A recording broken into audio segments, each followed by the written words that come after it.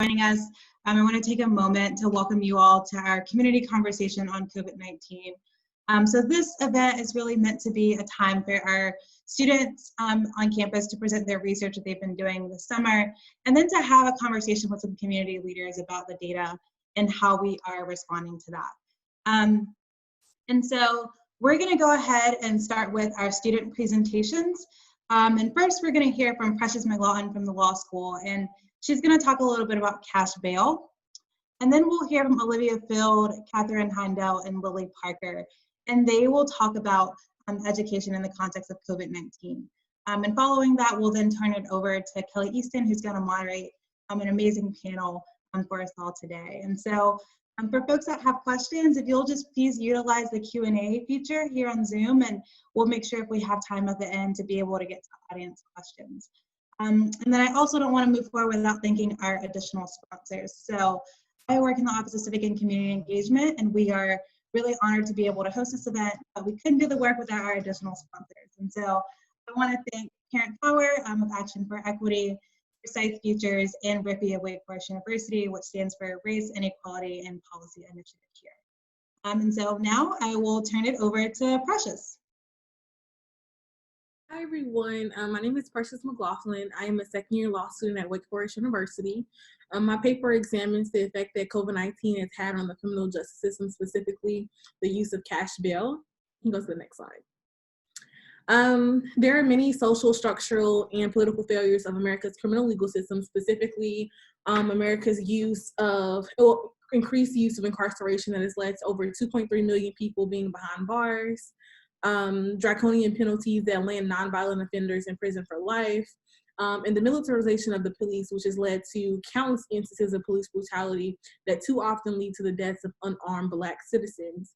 In all, America is addicted to incarceration, and we know this is evident from slavery and its evolution to mass incarceration. We've earned the title Incarceration Nation, clear from this chart. This chart shows America's great increase in incarceration since the 1920s until now. That's a great increase that we've had.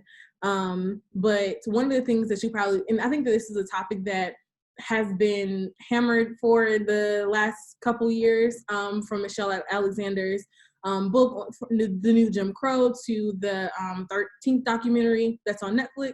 So this is a topic that we've been talking about quite a while, so it's pretty familiar to us, our mass incarceration issue. But what you might not know is that on any given day, 500,000 mothers, sons, fathers, and daughters languish in deplorable jail conditions, not having been convicted of a single crime. The only reason that they're there is because they can't afford to pay the price of their freedom, and that price is cash bail. Go to the next slide. So what is cash bail? So cash bail is a form of conditional release. Like many aspects of our legal system, it began with very pure intentions. The theory was very simple. You set bail at an amount that people can afford to pay. They pay it, and it's an incentive for them to come back to court. It was never intended to be used as a punishment or to create a two-tiered system of justice that treats you better if you're rich and guilty than if you're poor and innocent. But that's exactly what cash bail does. So after bond is set, defendants are expected to pay the set amount or percentage to the court, usually about 10%, to secure their freedom. So if defendants are unable to afford that amount, they usually solicit the service of a private bail bonds agent to make the payment via a surety bond. And if defendants aren't able to afford either of those options, despite the fact that they present no danger to the public, nor raise any flight risk, they remain incarcerated because of their inability to pay. So 75% of American local jails, about 75 people in American local jails are there because they cannot afford to pay their bill. Next slide. So I'm pretty sure many of you have heard of the tragic story of Kalief Browder, a 16-year-old accused of stealing a backpack and sent to Rikers Island. While there, Kalief was placed in solitary confinement. He endured brutal beatings by inmates and staff alike. Kalief's case was eventually dismissed after 3 years. He was held there for 3 years on a $3,000 bond. 2 years after Kalief's release, he committed suicide. So his poverty His poverty cost him his sanity and ultimately his life.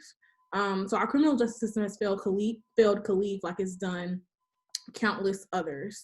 Next. So there are tremendous personal and societal costs for those unable to post bond. While every case is not exactly like Kalief's, common things are among those who cannot post bail, like job loss, eviction, family separation, family breakdown, and a greater likelihood of being convicted of their crime. So studies have shown that those who remain in jail during the entirety of the pre-trial period are about 3 times more likely to be convicted and sent to prison. And those same defendants receive sentences that are 2 times longer than those defendants released at some point during their pre-trial period. So often defendants are presented with 2 options. They can plead guilty and be released with time served, or they can choose to stay in the deplorable conditions of jail. So rather than stay in those conditions, they typically choose to plead guilty. So this explains why 90% of federal cases end in plea deals, and about 2% of federal cases actually make it to trial.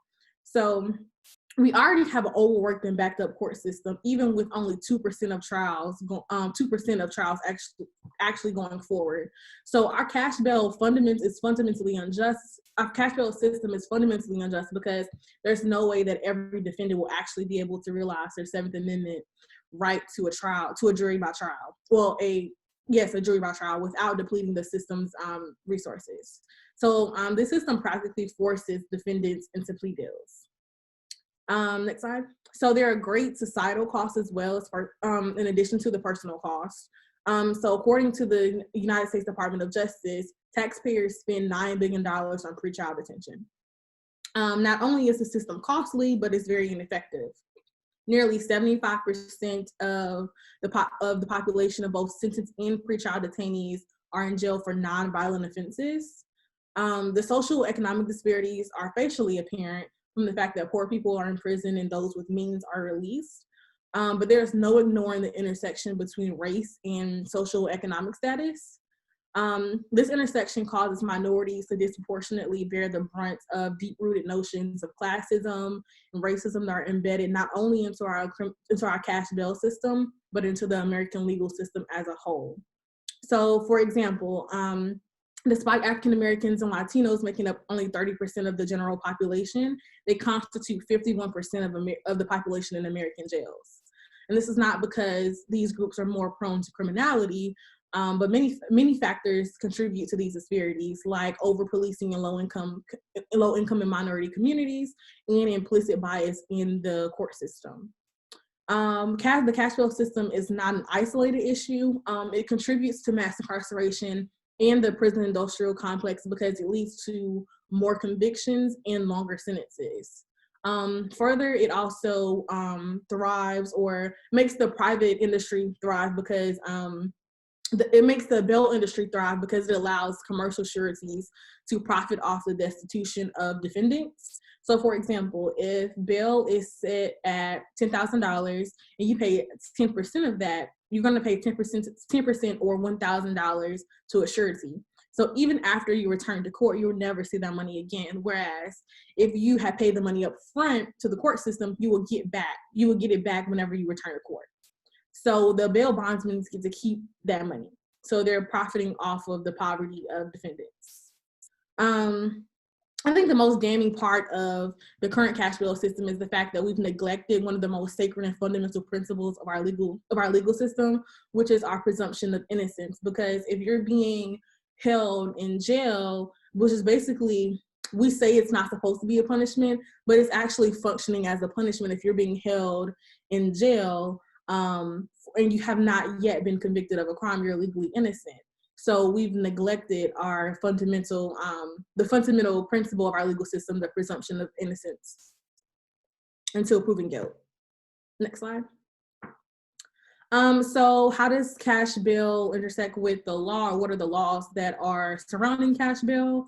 So the Bail Reform Act of 1966 was passed, and in that legislation, you have the presumption of release for all non-capital defendants. If judges believe that If judges believe that a promise to return was not enough to guarantee a defendant's appearance at a subsequent proceeding, they were required to impose the least restrictive alternative. The only standard that that judges had to look at or had to consider when determining whether or not to give a defendant bail was whether it was the defendant's flight risk. So where their likelihood of returning back to court. That was the only thing that judges were to consider under this legislation.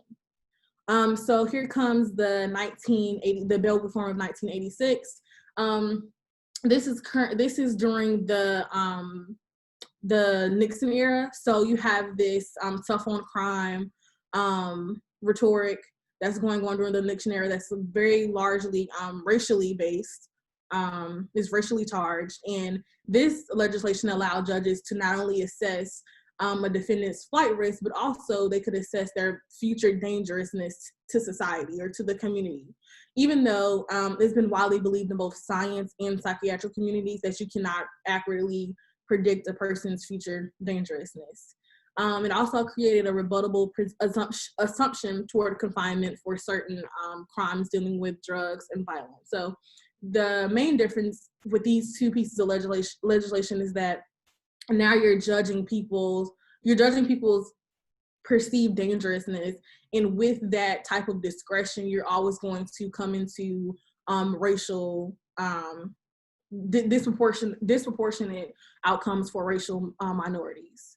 So this discretion proved to not be a good thing, in that those minorities are likely going to be receiving their bails are going to be denied at a higher rate than their white counterparts.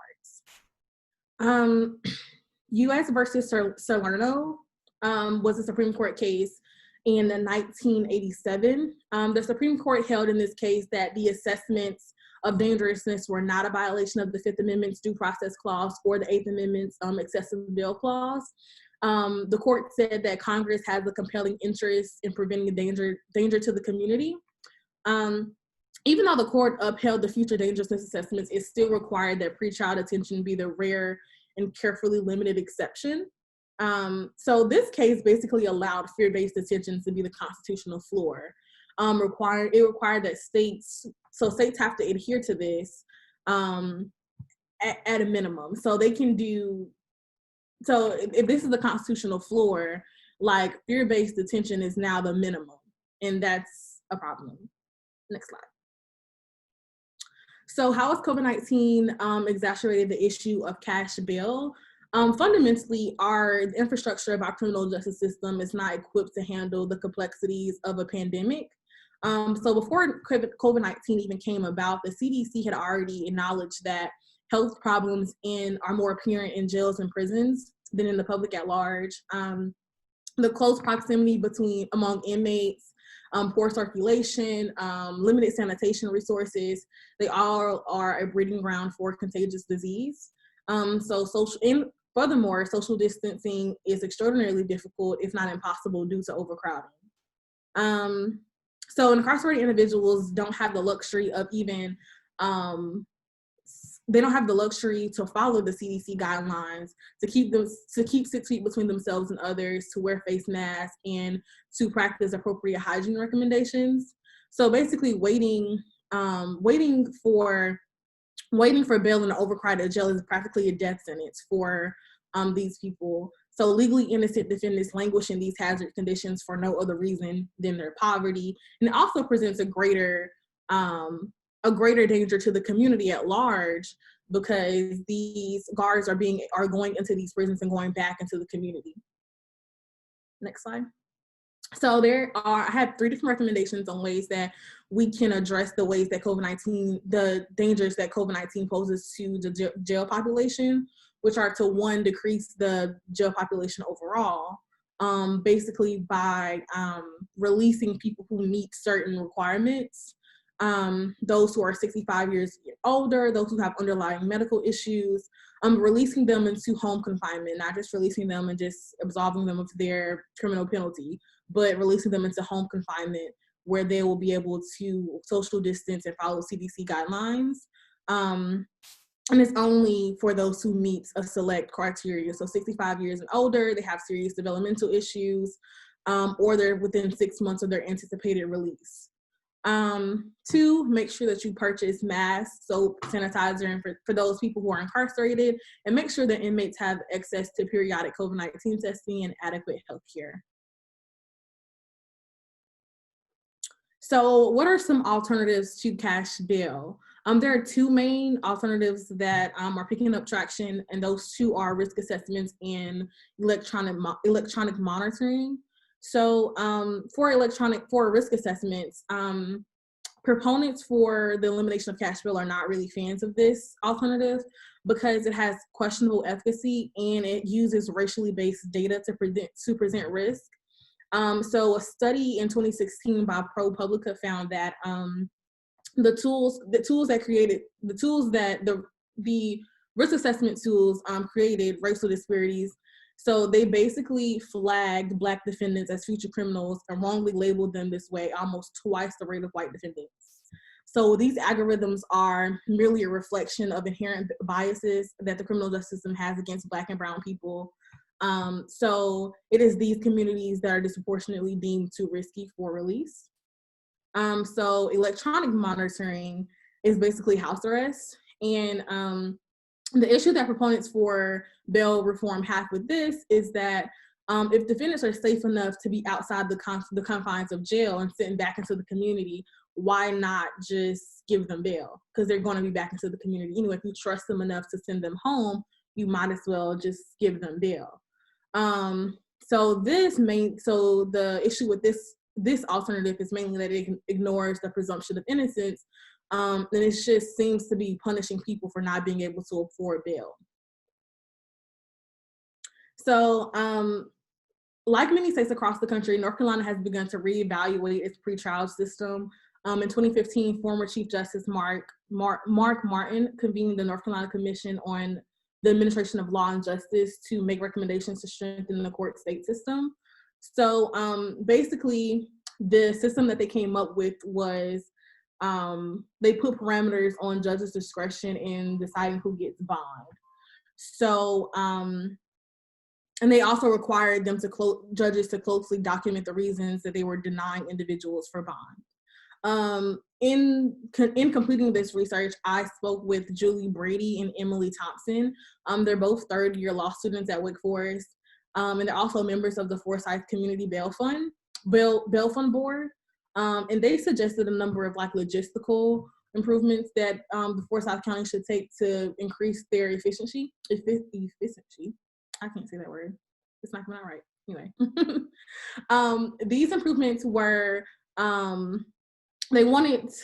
one of the main issues that they talked about was how hard it was to actually go in and pay bail. So they suggested that to prevent in-person contact in the midst of COVID-19, that the county should add debit cards and certified checks as a payment option instead of limiting payment options to cash only.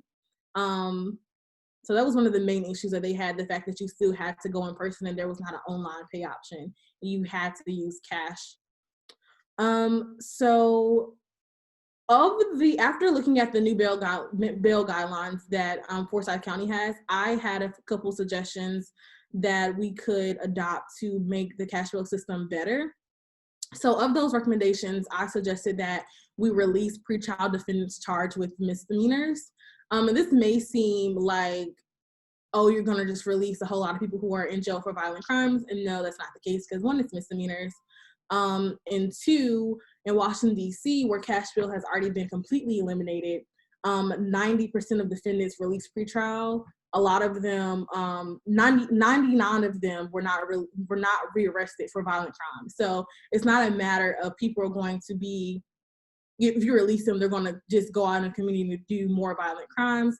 That's not the case. In 2017, New Jersey eliminated cash bail, and they saw violent crime decrease by 30%. So by releasing these pretrial defendants, you're going to cut down on the jail population, as well as provide a more equitable justice system for those who cannot afford bail. I'm going to ask you to just try and wrap up quickly here. Yes. So thank you. Yeah, this is the last thing, promise. Yep, thank you. So the use of court reminders. So these have been shown to, so basically court reminders are just going to help people remember to come to their court dates without, and it's been shown to help people basically come back to their court dates without any issue. And it's been shown that in the Bronx Freedom Fund, that 96% of people are going to return back just from the use of court reminders. So 3, ensure adequate procedural safeguards for felony defendants. So even though they're accused of more serious crimes, these people should still have their presumption of innocence. So they should still, so an example of this would basically be making sure that these people have attorneys at their court dates. So basically, in conclusion, freedom should be free. Justice Rehnquist wrote that in our society, liberty should be the norm, and detention prior to trial or without trial should be a carefully limited exception. So it's become the norm, and it really calls into question the legitimacy of America's legal system. So we've discarded the defendant's presumption of innocence in exchange for an expensive and counterproductive system that criminalizes poverty. In addition, in adopting these measures that I mentioned above, that we can move away from fear-based detention and towards a more just pretrial system. And I have attached the logo for the Bill Project, the Bill Project, where you can learn more about cash bail. And I also would like to encourage you to definitely donate to the Forsyth County Community Bail Fund.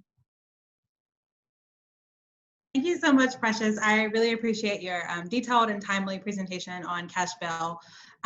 This is definitely a topic that has come to the forefront here in Forsyth County in the last couple of months. And so we'll make sure to post that link to the Forsyth County Bail Fund for folks that are interested in engaging with that group. We're going to move forward with our education presentation. So first up will be Olivia, and then we'll have Catherine and Lilly come immediately and follow behind. Hello, everyone. My name is Olivia Field. I am a senior at Wake Forest, and I worked on this research project this summer with Dr. Bettina Wilkinson, who is a professor in the Department of Politics and International Affairs.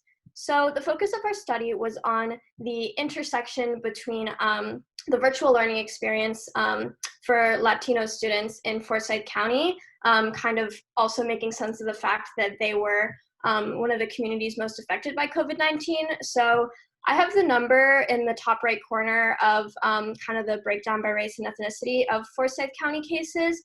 And at the end of June, Hispanic and Latino individuals made up 62.9%.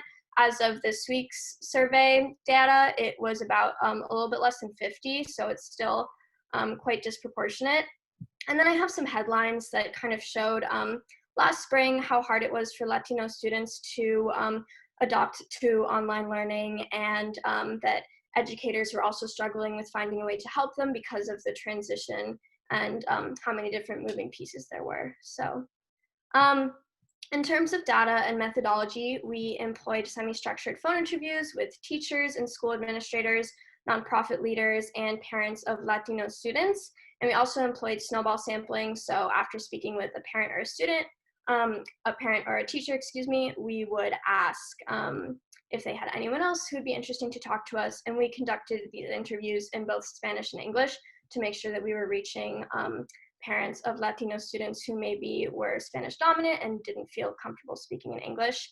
So we spoke to about 40 individuals, 18 parents, 17 teachers, and 5 nonprofit leaders in Forsyth County. So the first kind of section on findings I'm going to talk about is parents' perception of remote learning. So of the about 20 that we spoke to, 78% of the sample reported that learning from home was not as effective as face-to-face for their child, and about approximately 30% to 40% reported challenges with technology, not knowing how to use the computer that they got from Forsyth County, not having enough computers, not knowing how the websites or programs worked, as well as language barriers, wanting to help their child with homework, but not being able to read the instructions, and not getting enough instructions of even how to access the technology. So those two kind of details were definitely in play. And about 50% of parents also said that they wanted to have greater communication with their child or children's teacher. In terms of teachers' perception of remote learning, about half noted that online instruction, again, is not as effective as face-to-face, which is something like, as a student myself, I would agree with.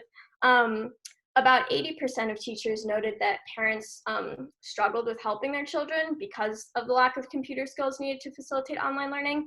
And so we saw that kind of reflected in the parents' data as well.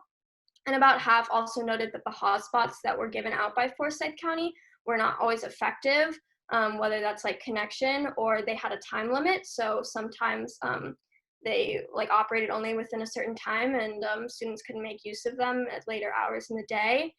And about 75% discussed that they feel more confident for the upcoming school year, obviously, which has started now because of kind of a consolidation of what programs are being used in Forsyth County Public Schools, as well as just being able to initially navigate it in the spring.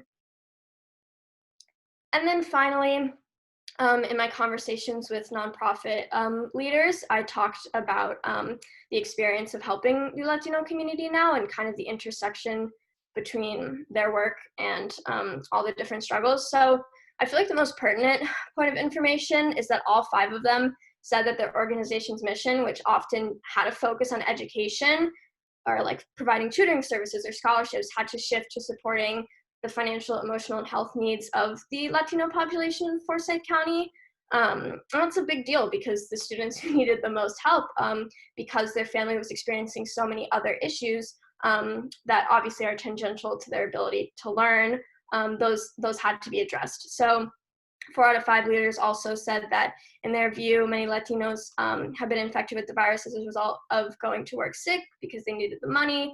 And obviously, you know, the strain of having a sick family member or a sick parent and also maybe not having a source of income can be really hard on a child and their ability to successfully complete their schoolwork, to kind of just look at the bigger picture. And on top of that, 2 of the leaders who work closely with Latino students were concerned about the negative educational and emotional impact and the limited social interaction of having to attend class online and not be able to learn in person. And just to kind of sum up, based on the major themes present in the interviews, we recommend one of the more obvious things and something that has been cited in previous literature is just investing more money and more time into getting translators and bilingual staff. This is especially important for the online school season. You know, we saw that some parents didn't feel comfortable being able to help their child with their homework because of a language barrier, as well as just the limits of technology. You know, I note the hotspots here having time limits and that like Latino parents might be working and can't help their kids during that time, but also just more help with navigating technology, learning how to use a computer correctly, accessing different software. And then finally, if there was more financial and healthcare support for Latinos coming from any level of the government, the nonprofits could have continued their work with education. So it's definitely a confluence of a lot of different factors that made the remote learning experience especially hard for Latino students in Forsyth County. And that's that. Thank you so much. Thank you so much, Olivia. I'm going to turn it over to Lilly and Catherine.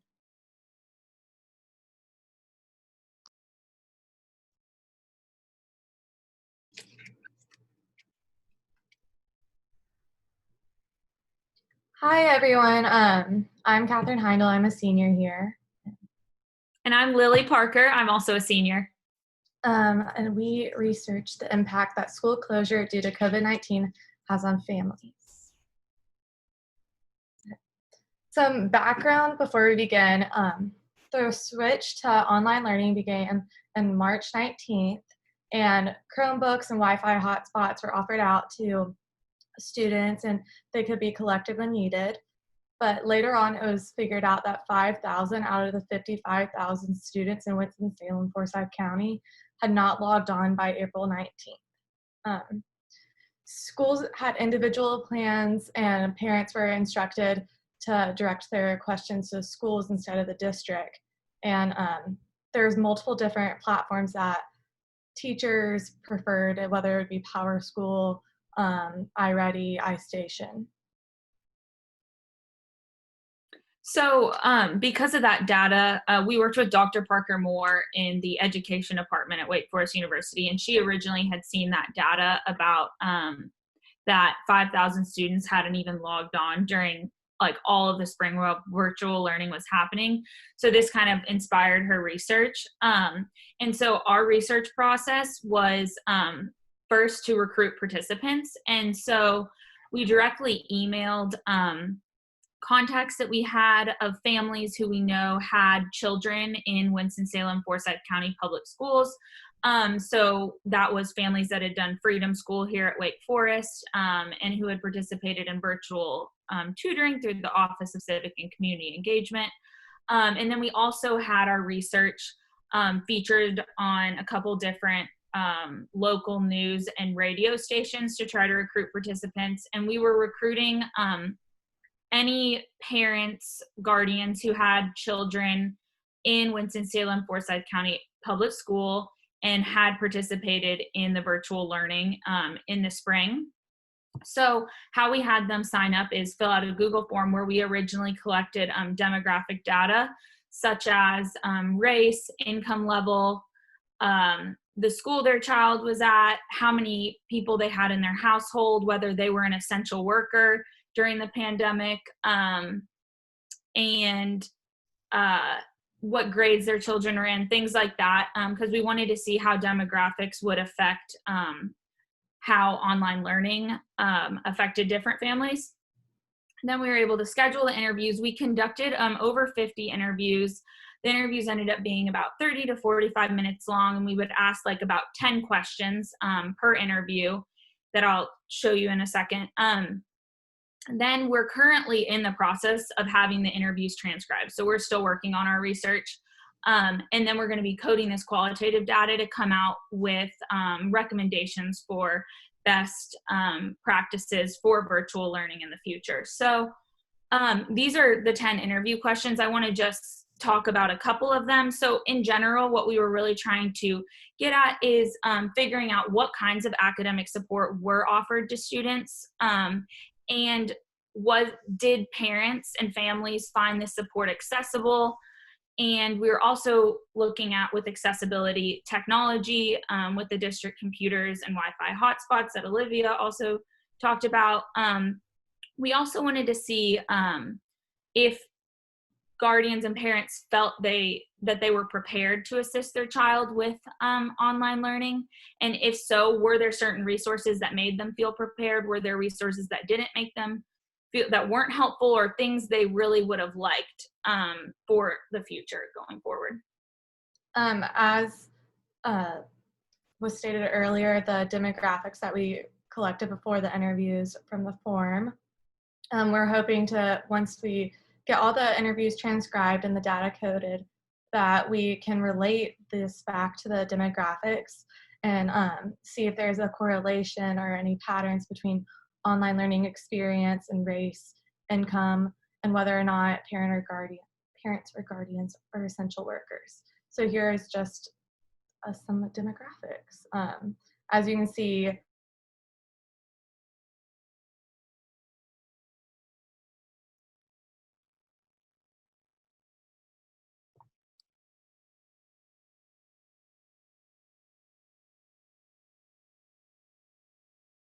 Lily, I think Catherine is frozen, so I don't know if you want to jump in. Yes, okay, I was wondering.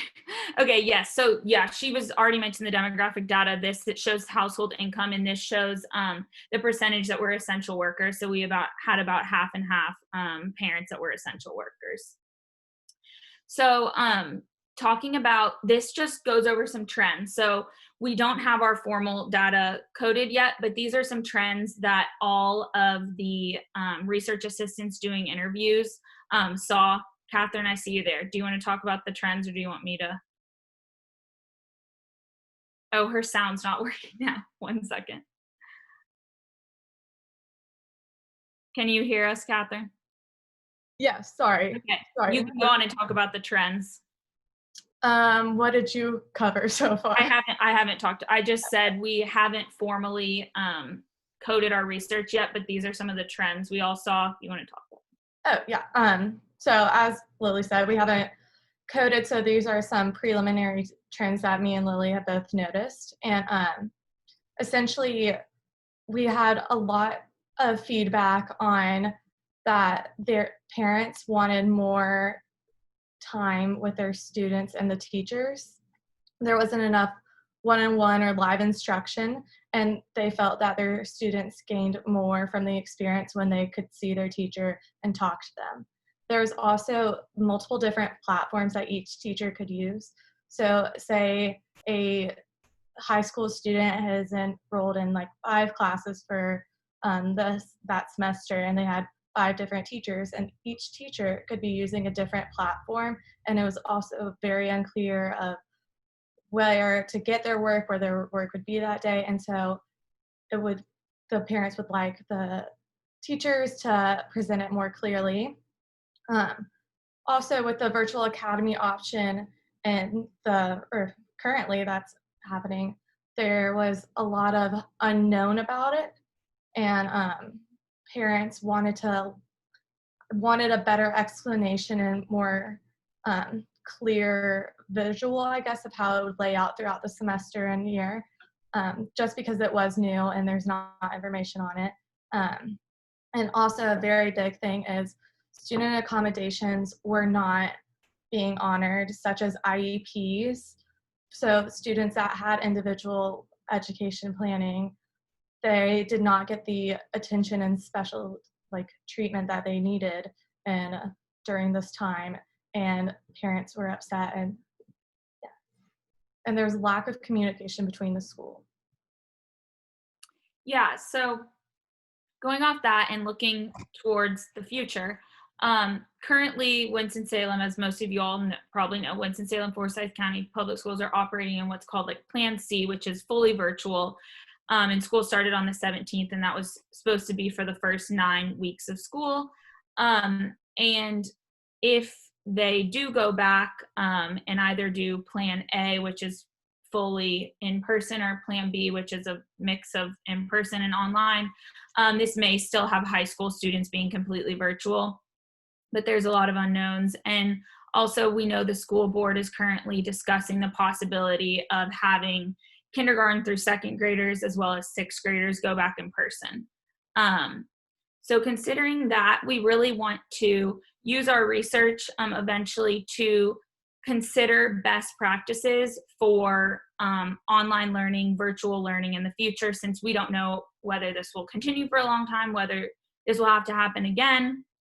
And so these are some things that really need to be, some problems that need to be considered and some solutions. And we know the panel may have some discussion on these types of things, but first and foremost, continued teacher training and support for quality virtual instruction, because many teachers haven't done this before, and parents shared with us that, teachers didn't really know and didn't have the support they could tell they needed often to switch to the virtual platform. So just more of that in the future needs to be considered. And then also accessible technology and supplies. So parents talked about making sure that each child in their family has a Chromebook, and that they also have the charger for it, was something else that was mentioned.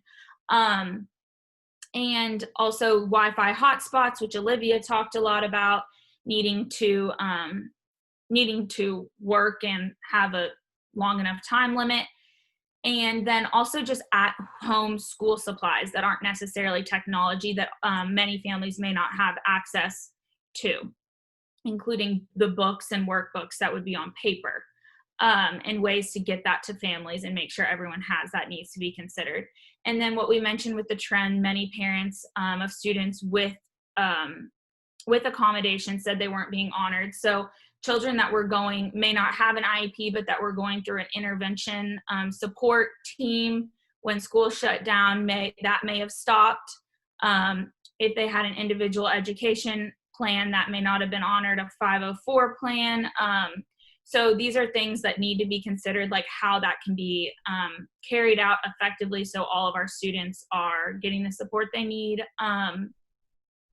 Reaching students who aren't engaged. So Winston-Salem, Forsyth County has established a CARES team that is reaching out to students who aren't doing virtual learning and their families and figuring out what's going on to give them support. So things like that need to continue. And then just also consistent communication that parents really need, especially in the virtual environment, in order to assist their students from the district, the school, and their individual teacher. So thank you so much. Those are just some things to consider in the future, and we'll continue with our coding our research and hopefully come out with that soon. Thank you so much, Olivia, Lily, and Catherine. In the interest of time, I'm gonna go ahead and turn it over to Kellie Easton, who is Executive Director of Action for Equity. She is going to moderate our amazing panel for this evening. We're gonna spend about 30 minutes, so we'll go over our 6 o'clock time. We'll spend about 30 minutes for the panel and get to Q&A if there are any questions there. So Kellie, it is on you. All right, thank you very much, Camry, and thank you to all the interns who did an incredible job with your research projects. Thank you for sharing the information. It was very informative. So I have the pleasure to introduce our panel tonight. And so all of these women on here, I know, and I know that we have some good people to have this discussion with. I'll start with Micha James, who is a very engaged Winston-Salem Forsyth County parent. Can you just give us a little background information on who you are?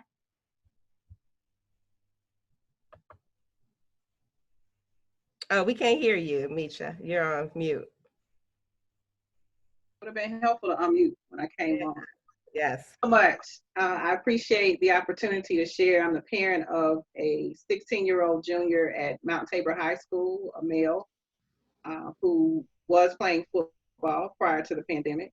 I am employed by Blue Cross of North Carolina. I have been there for 14 years and am a graduate of Winston-Salem State University and Pfeiffer University. I am engaged not only because I'm a parent, but because when I finished Leadership Winston-Salem in 2017, I promised to be a voice for the voiceless. And there are so many people out here who need a voice. And if I ever, or when I ever have the opportunity to speak on their behalf, I want to do so. I want to tell the truth. I'm not sure really the instructions of this panel, but it's going to be my truth. So hopefully you'll accept it and hear it. Well, you know, you're in good company with me. Thank you very much, Micha. And now I'll go on to Miss Odette Sanchez, who's doing wonderful work in the Latino community. She is the Executive Director for the Latino Community Services. Odette, can you please share some information about who you are and what you're doing? Absolutely. It's a pleasure to be here. Thank you so much for the opportunity and to be able to represent the families that we serve. This has been some challenging times that we've been facing. And I think that this is a great time to come together and work together to be able to help those that are marginalized, those that are underserved, and those that are in tremendous need. Some of the things that we've been doing as an educational organization, basically, that is the main focus of Latino Community Services.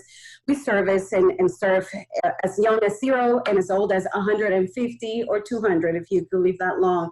We basically offer different programs from the Friends, Families, and Neighbors Caregiver, which is a pilot program, to preschool and pre-K.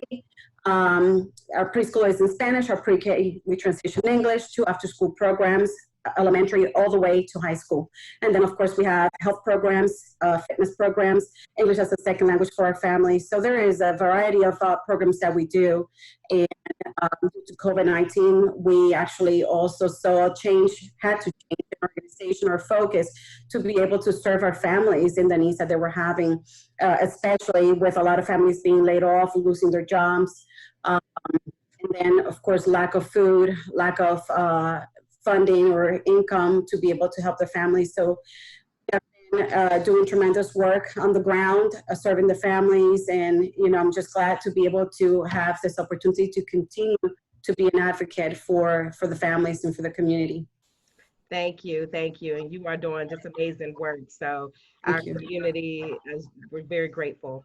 And so next I'll go on to Ms. Carrie Woods, who is the Chief Executive Director for T.U.R.N. I know she's also a master navigator for remote learning centers. Tell us a little bit about yourself, Carrie. You're on mute. You're on mute.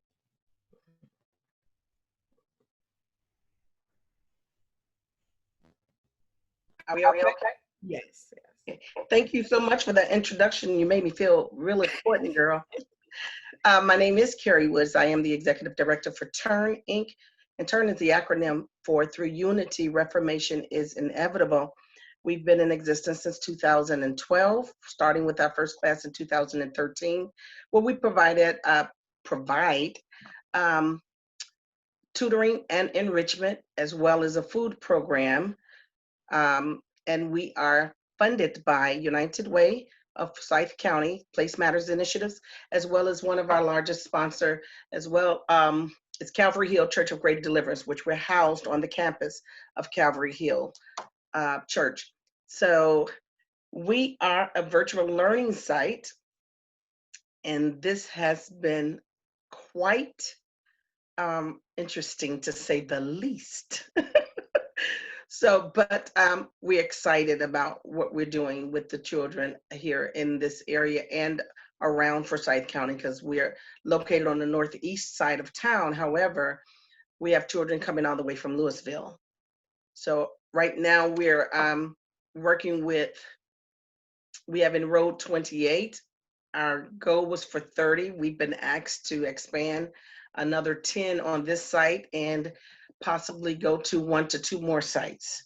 But it is quite interesting to say the least. Thank you so much for inviting me, Kellie, as well as Camry.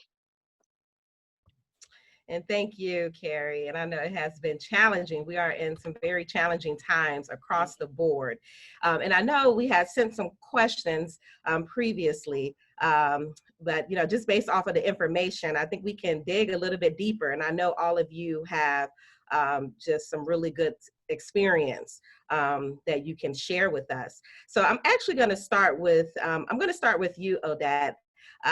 The intern, I believe it was Sarah, she had mentioned that a lot of the organizations in the Hispanic community had to pretty much transform their organizations in order to respond to COVID-19. And one of the things, the Action for Equity, that we've been focusing on is the whole child. And so that takes into account the child's health, their health, well-being as well. And actually, if everyone can put yourselves on mute.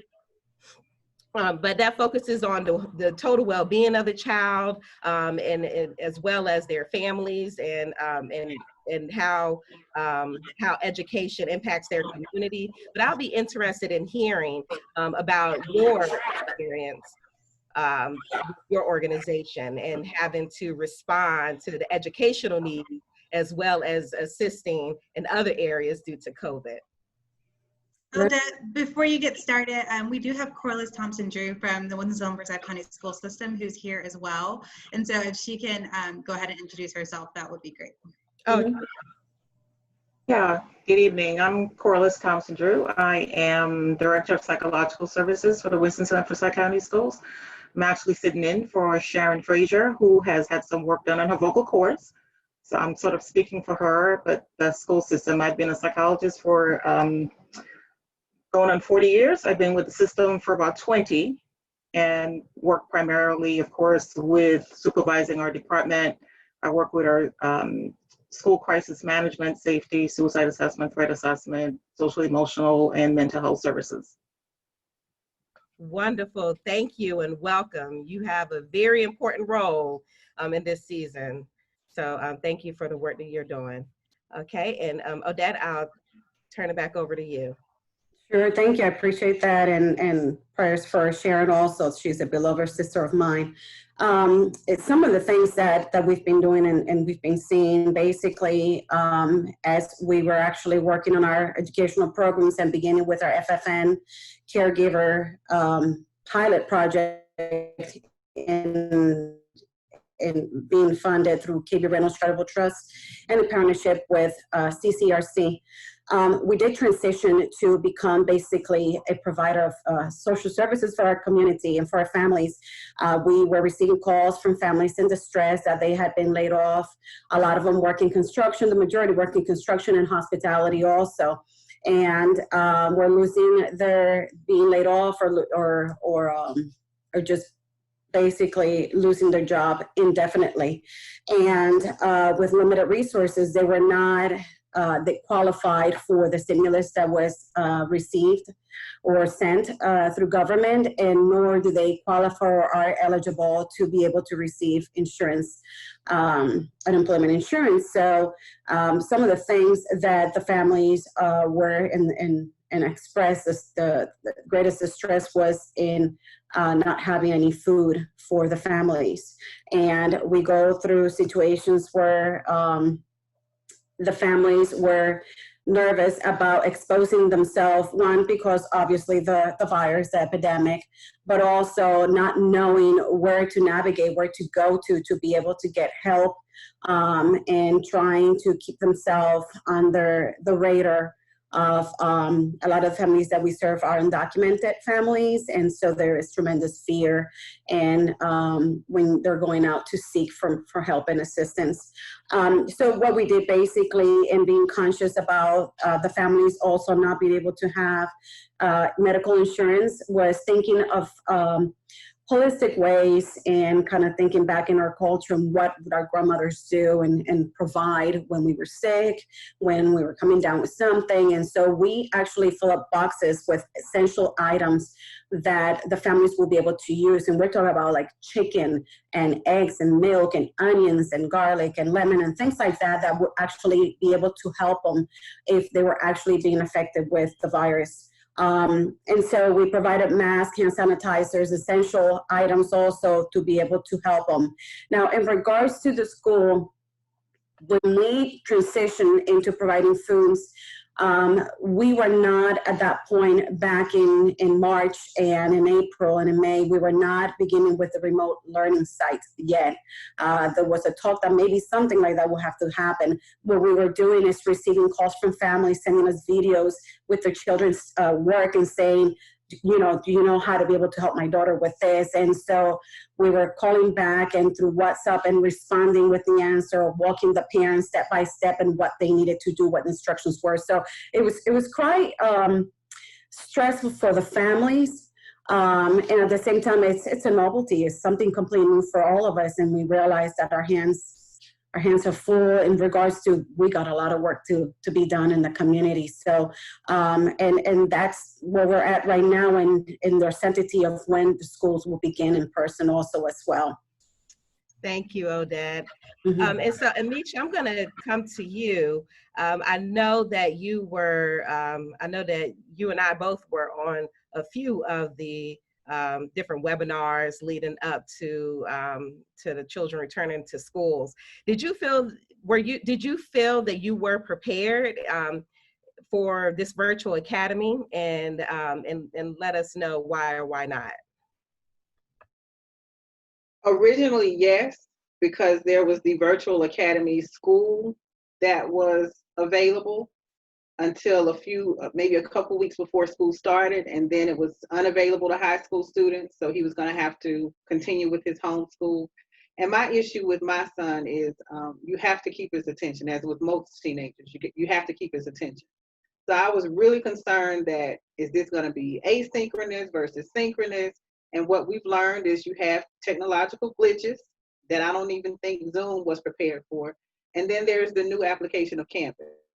So what am I supposed to do with campus? And I want to be an involved parent, so I've signed up for notifications, not knowing that I was going to get 10 notifications a day. So I'm constantly juggling between what I'm looking for, trying to help him, versus what I need to be doing with my job. And it's hard because I'm getting communications that things are graded, but I didn't know that unless I didn't see a score, that was also an indication that he wasn't turning work in. So there's that challenge that he's home, and because there's no football, he's not working. They said they weren't giving late penalties. I'll turn it in whenever. And this is after we've had the orientation with the teachers where I said, hey, if you notice any trends, anything I need to be concerned with, have a conversation with me. And they were like, yeah, okay. But I guess they've received information, give the kids a break the first couple of weeks. Well, you can't give mine a break. He needs whatever structure he was going to have in person, he needs that structure virtually.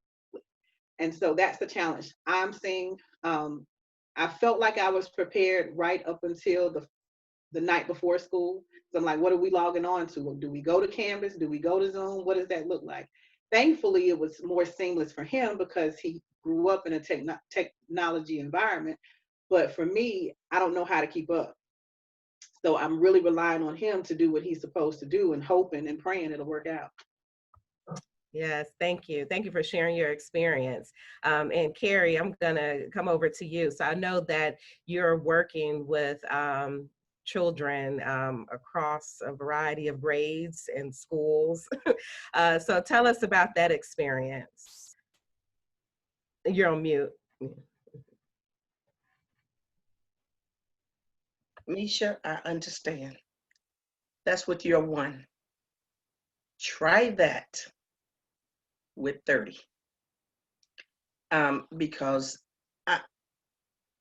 we didn't know really what to expect. So we asked parents if they can give us their schedule. The technology issues, thankfully, was across the state. But I did have to go in and increase our speed for our internet. So Spectrum has been out here 3 times. So we're up to 600. Now we're trying to see how we can do with 600 speed. But with them not being, I would have thought that all elementary would have all been on the same schedule. All middle school would have all been on the same schedule. They would break at the same time. They would have lunch. I can't imagine a parent with multiple children and working from home and they're breaking at all different times. That's a challenge. That's a challenge. So what we've had to do was get all the children's schedule, put them on board, put them on the boards for our program assistants to be able to see who's breaking at what time, who's getting lunch at what time, trying to make sure that they stay socially distant is also because you're dealing with children. And then talking to them about how they feel about, because no one is asking them, how do they feel about this whole change, this whole new norm? And their answers have been quite interesting. So we're actually having a therapist to come and talk to the children. I believe it's next week, and seeing how they feel about it, because their feelings are important. One of the things that is disturbing, and I did speak with the central office about it, was the background of some of the teachers. When you have some, I'm telling the students, okay, we ready, you in school, you in class, sit at your desk like scholars. And then I see teacher leaning all down with the leg up on the sofa, just, which was disturbing. Or even seeing them in their bedrooms and you see the bed back there, and and it makes the child becomes more nonchalant about their learning. Because I walked in today and one was under the desk and I said, why were you under the desk? She said, I'm in class. Well, I need you to sit up, get out from under the desk, sit at the desk, So it has been a challenge in making sure they stay on task. I've had parents to call me, and I've told the parents, have your child's teacher to call me or call the program assistant that's with their students, because they're not with the parents, they're at work. The child is here. So the parents calling us isn't helping. Let them know what's happening, but also let us know so that we can make sure that they're on schedule and on task doing what they need to do. So it's been a challenge, but we're into week 4. Yes, and so I want you to give some thought about what you would recommend as 1 or 2 best practices, and I'll come back to you as we close. And so Carrie mentioned just the mental toll that the children are experiencing, and we heard the interns mention the same. And so Corliss, Could you just share with us some of the things that some of the programs, or even just go share more information about the CARES team and the work that you guys are doing during this time? Sure. What I would like to say about the CARES team, the focus of the CARES team, we have CARES teams in the community and at every school, and their focus really is trying to reach out and ensure that those students who might not be connecting, that they're able to. So their primary focus is removing any obstacles and barriers to that. So working with the school support staff and the community to figure out, what are the barriers, and let's make sure people get connected, whether it's because it's a hotspot or maybe it's better for the child to be in an environment, one of the community learning centers. So their focus is different from the mental health. That's not what they're generally looking at. What we have done, we being student services, which is typically your psychologists, social workers, counselors, and our nurses, and some other support staff, we actually put together a document, support personnel guidance during remote learning. And what we've shared within that is how are we going to meet the social and emotional wellness needs of not just our students, but also our teachers, our principals, our parents, everybody. So what our focus is on is, number one, we need to make sure that we're checking in, whether it's with the parents, our staff, or principals, or whomever, we're checking in. We're really trying to get a pulse on what's going on with people. And that can happen in different ways. Some schools are doing check-ins, so they have these virtual check-ins, the Google forms that they can check in on, different ways that we can reach out, to families and to students to kind of say, what's going on. We also want to make sure that we're providing resources for our educators and for parents, and we have those as well.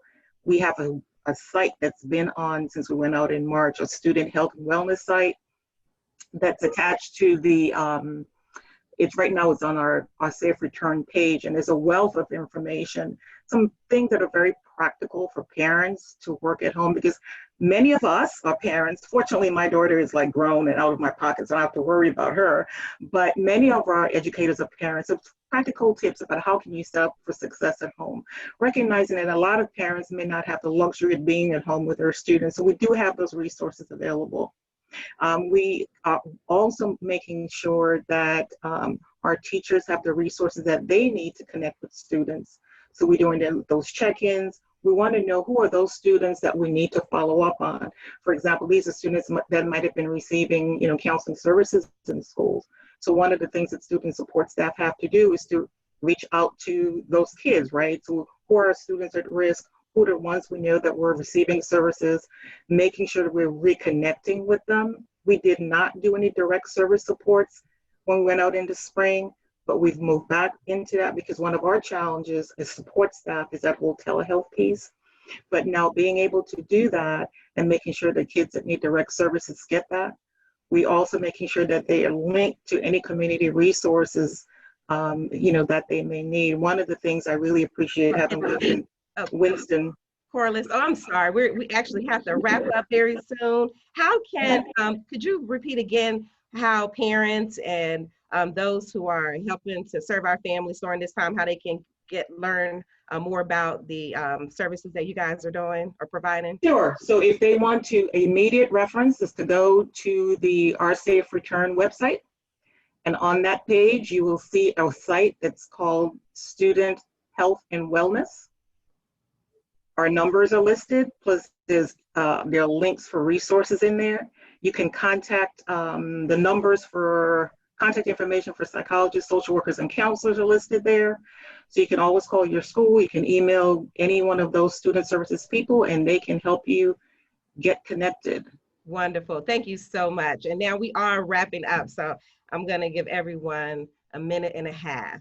Okay. So if I cut you off, well, I don't know how I'm going to get to that half, but I'll cut you off. Just no, it's not personal. So Micha, if you could just share just your experience as a parent during this time. And then Odette, if you could just share one quick story from a parent who's been navigating this situation. And to Carrie, I just want your one best practice. Okay, Micha?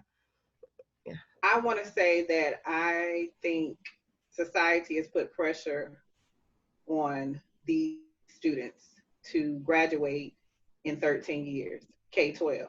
We're in a pandemic. Who says they have to go to school this year? I think because they're in school, it further pulls back the layers of deficiencies, of underserved populations, of privileged populations. And I think if we don't put a magnifying glass on the things that have happened during this time, that's the only way we're going to come out better. That's the only way our Black and brown kids are going to be successful. They were already not receiving the things they needed to receive, many of them. I'll be the first to say my son does not go to his residential school, and that's because I know the school system. I'm a product of Winston-Salem Forsyth County Schools.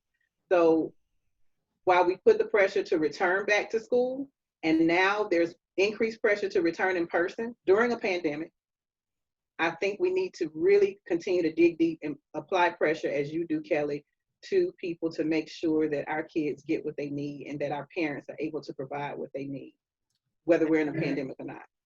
Yes, thank you. That was good. Odette?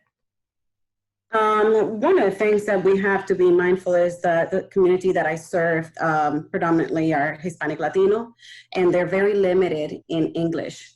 And so even more technology proficient. And so this has been a tremendous challenge for them to be able to first understand what their students or their children are learning, and then be able to know how to navigate the system and then travel to different platforms. So this difficulty or this challenge is not just for the children, but also for the parents that are wanting the children to excel, and they are having difficulties being able to assist their children in their classes. I'm a parent also of two that are still in high school and not in residential school also as well, and one of them with an IEP. So these are challenges that we're all facing. And so what can we do to be able to help the parents that we serve, in my case, in our community, and also be able to help our youth? We are having youth that are actually losing interest in school. They don't want to go to school anymore. They're preferring to go out because of remote learning. They said, well, we can always, reach back to them, but we're gonna go get a job now and get some income. And so those are the things that we're facing, and I'm just, my heart goes out to the families who are trying to. Odette, I'm sorry. Thank you. No, this is really good information. You're absolutely right. They said that we can see a 15% dropout rate due to this. Carrie, I'm going to go to you quickly. Just one main recommendation that you would give to our district. You're on mute. To give to the district, I'm going to say they need to be more creative when it comes to specials, because when you're having them to do gym and they're jumping up and down and you have other students doing that, or you tell them to do a scavenger hunt, but they need to stay within here and they're moving around and, then other children's video, or you asking them to, with the science project, to have an egg, but they're at a virtual learning site. They need to become more creative when it comes to their specials. Excellent. Thank you. And thank you, Camry. Thank you, panel. Thank you all so much for being here today. I want to thank our students for their timely research, and then our panelists for your wisdom and expertise. And I want to thank you for all of the work that you're doing to support our children.